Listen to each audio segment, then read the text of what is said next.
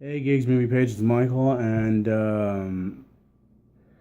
I know I look kind of odd wearing all this stuff. Normally I'm in Marvel t-shirts or what have you. I didn't come from a funeral. I'm not going to a wedding or a date or anything like that.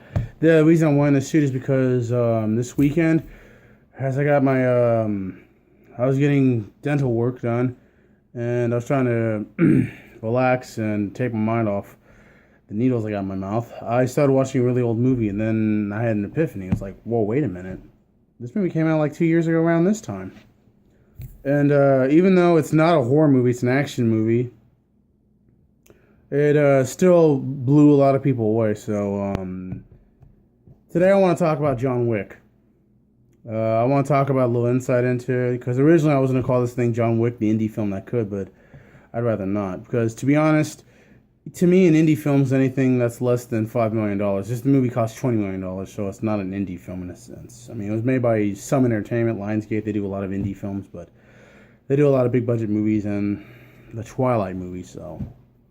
Um, so I was watching and I thought, man, this is a hell of a movie. And to me, it's just curious, because to me, I remember when the movie first came out, there were no posters or no trailers till like literally 6 weeks before the movie came out. I remember when I saw The Expendables, I didn't even see a trailer. I think I did see a trailer for it when I saw The Expendables 3, but no, it's just too fast. I remember when I saw The Equalizer, they had posters and the trailer for it, and I saw it. I just remember, it just opened up with Keanu Reeves and him driving around that sweet ass Mustang of his, and they're playing that song by this old band. I cannot remember the name of life. I've just found them on YouTube, but it was like this old '60s song. It's like I'm not loving, and then it just showed him driving around.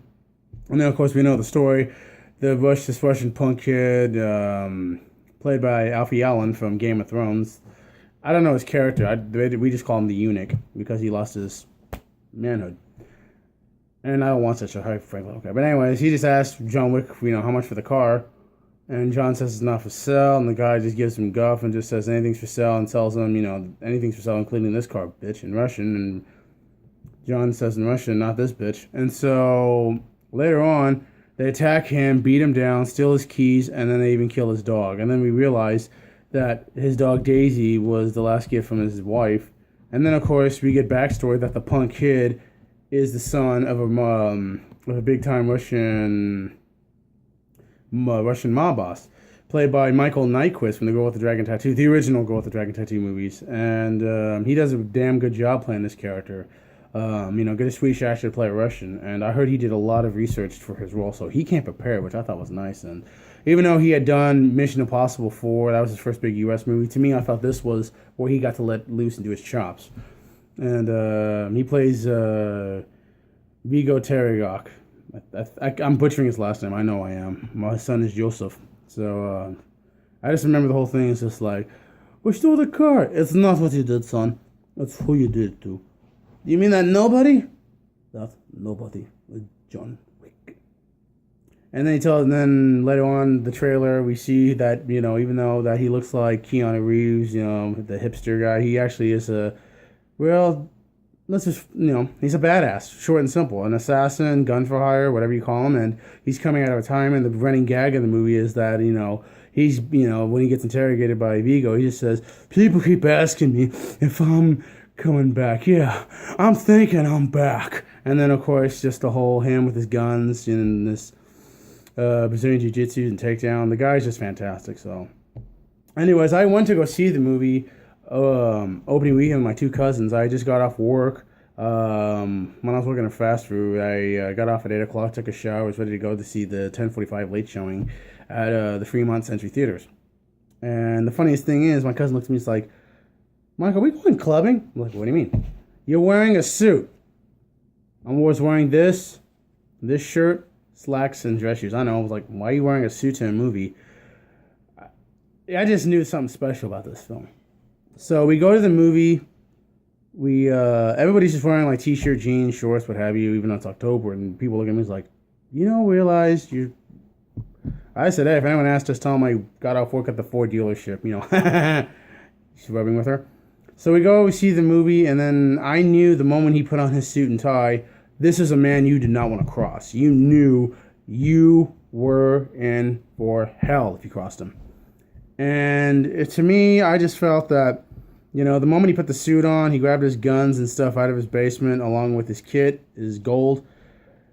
He was not, one to be trifled with. So what he did was, while Vigo is telling his son, Yosef, about the kind of man John Wick is, John just goes to his office with a sledgehammer, destroys the pavement, and pulls out a gigantic crate, which is filled with grenades, his customized guns, gold, which is currency in the underworld, and also more stuff. And even when Vigo tries to plead with John by calling him over the phone, which is a very funny scene. You see Vigo go to the safe. He opens it. There's money, computer discs, gold coins, and then this book of all these contacts. And he grabs it and he goes like this. Like he hadn't seen this thing in years. So the next thing you see Vigo with glasses on, reading it, and then calling John just to try and just say, hey, things happen, John. I'm sorry about what happened. Maybe it's faith, maybe it's kismet, whatever you believe, but let's not urge our basic instincts. Let's just talk about this. And John just ping. So then after that, they said, what do we do now, Vigo? Task a crew, assemble every men you got.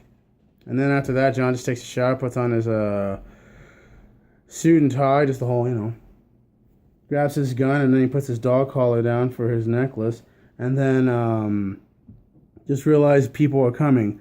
Without a shadow of a doubt, he goes in and he slaughters them, just like it's nothing. He barely breaks a sweat, just how good he is. And then even a cop comes to his house and is like, eating, John? Eating, Jimmy. You, working again? Not really. Noise complaint? Noise complaint. I'll take care of it. Okay. Night, John. Night, Jimmy. And then just like that, and then of course, he calls the cleaning service just for the funniest way ever. This whole, yeah, I'd like to get a takeout order. How many? 12. We'll be there. And then after that, this guy comes, and it's a cat from the Warriors, David Patrick Kelly, and he just says, hey, John, you back? Not really. Pays him his money, and they clean service. The next morning, John just goes to the Continental, which I'm glad they're bringing up in the sequel, because to me, the Continental is one of the richest storylines ever. John meets with an old friend of his, Winston, played by Ian McShane, who I thought was fantastic, and the only man who calls him John. Oh, well, hello, Jonathan. I see you're back here. Not really, Winston, but I need to find somebody. Jonathan, if you dip your pinky so far into this into this business, you may not get out at all. You know it is strictly against the Continental. We do not facilitate business. Well, thanks for your time, Winston. Have a drink and enjoy yourself. Then, of course, he gets a shot of whiskey, and then he gets a letter from the bartender telling him where Yosef is at, which happens to be the red room or whatever. It's a nightclub. So he's like, he looks at Winston. Then after that, John gets his guns and goes to war. I'm not going to tell you beat by beat how the movie went, because it's been out for 2 years and it's on HBO all the time. In fact, I'm surprised FX or Spice haven't on it. To me, this was one of the best action movies I've seen in 2014. The Equalizer just came out, and then of course there was Fury. I didn't see Gone Girl because some fat ass film critic ruined the ending for me before I even got a chance to. So thanks, Dick. I was just fantastic. To me, a lot of people said this is Keanu Reeves' best. Is one of his best in years, and it was his comeback film. To me, I didn't see it that way. I felt Keanu, after doing the Day the Earth Stood Still, he just took a break from acting when he did come back. He did these indie films like Henry's Crime and a couple other films I can't remember. But he did a lot of indie films, and he did a documentary about filmmaking with David Fincher and James Cameron and Quentin Tarantino and Martin Scorsese, which he narrated and produced. And then he did 47 Ronin. I really wasn't a fan of that because it just felt odd and all over the place, and the fact that they just shoehorned in Keanu Reeves to be in there. And of course I kept calling him the half-breed. I'm like, if you're going to call him the half-breed, why don't you just call him the last Scion, or just call him, something else. I don't know. Just he's not a dog, people. Anyways, but when this movie came out, I felt Keanu was back. He was fantastic. It was great. And then he did a couple other indie films. He did Knock Knock for Eli Roth, and then he did a movie with his co-star from that movie. And now he's doing a video-on-demand film with Renee Zellweger. And he's clean-shaven and shortened hair. But the reason I'm mentioning this because 2 years ago around this time, John Wick did come out, and again, it blew my mind. And also, last month, I think it was this month or last month, the trailer for John Wick Chapter 2 dropped. And when we heard that they were going to do a sequel to John Wick, because $20 million is how much the movie cost, and it made literally that opening weekend.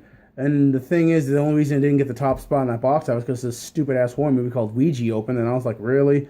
John Wick lost to your average piece of shit, whatever horror movie? Screw you. But yet, it made a lot of money on DVD and Blu-ray and home sales. Just everybody had to have it. My dad just had to have it, and he's just like, I ain't never seen it. It's like, well, you're in for a treat.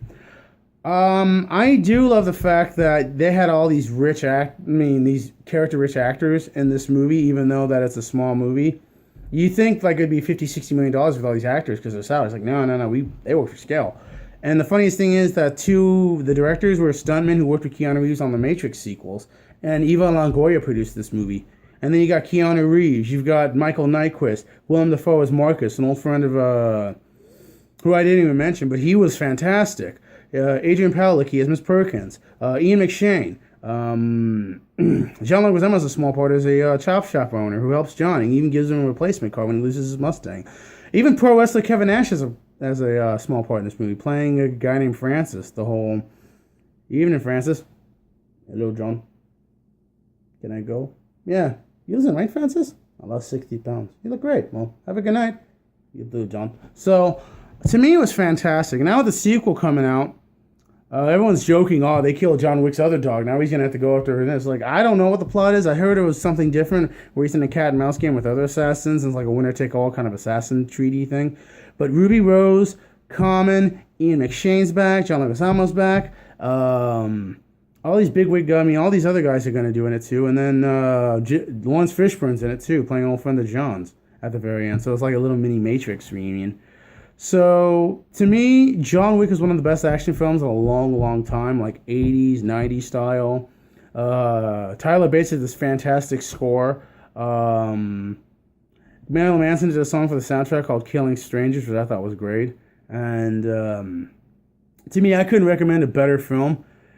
When the joke of, I'm thinking I'm back, yeah, damn right you're back, Keanu Reeves, and we love you. So, does he, the whole thing is, I think, this kind of reinvigorated Keanu Reeves. Is he going to do more, $100 million movies? Yeah, later down the road, but I think he's taking it easy because even though he's making all this money, to him, he really could care less about money. He likes living a simple life, and he's very easygoing. So I'm like, well, thank you. So just just do a John Wick trilogy, and I'll be happy, Keanu.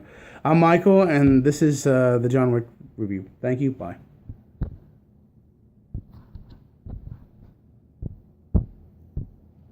I'm sorry.